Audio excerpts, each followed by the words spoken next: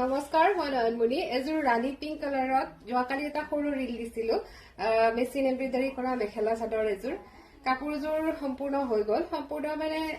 বনোৱা হৈ গল ৰেডি কৰা হোৱা নাই বাৰু দহি মেখেলা চিলাই হোৱা নাই এইবোৰ কাপোৰযোৰ যে ইমান মৰম লাগিছে ভাবিলো দেখাই দিও আপোনালোকক কালাৰটো ৰাণী পিংক হয় ৰাণী পিংক ইয়া ধৰিব পাৰিছিলে আৰু ইয়া এইটো ডিজাইনটো মগৰ টাইপ ডিজাইনটো কৰা হৈছে এইটো ডিজাইন মই আগতে কৰিছো হিজুৰ কাপোৰটো আপোনালোকে বহুত বেছি মৰম দিছে কিন্তু হিজুৰত মই এইডাল দিয়া নাছিলো সাইডৰ বৰ্ডাৰটো এইবাৰ এনেকে বৰ্ডাৰ কৰি দি দিছো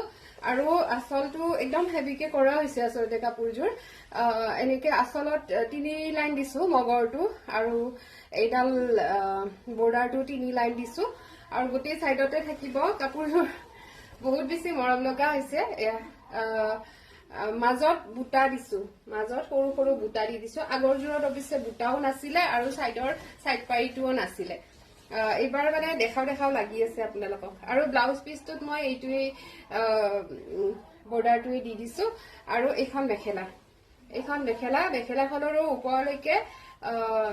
ফুল কৰা আছে মানে বুটা কেইটা দিয়া আছে আৰু এনেকে বৰ্ডাৰটো দি পেলাই মগৰ ডিজাইনটো এক লাইন কৰা হৈছে ডিজাইনটো একদম মানে বুৱা কাপোৰৰ ষ্টাইলত কৰা হৈছে কাপোৰযোৰ কেনেকুৱা লাগিছে জনাব আৰু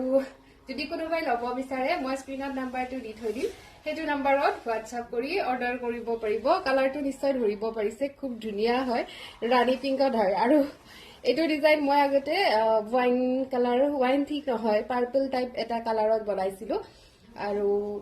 জানে নহয় এজোৰ বনালে আৰু কপি কৰাত লাগি যায় বেলেগেও বনালে বহুতে একো নাই বাৰু এইবাৰ মই এনেকা বনাইছো কালাৰ কম্বিনেশনটো কেনেকুৱা লাগিছে জনাব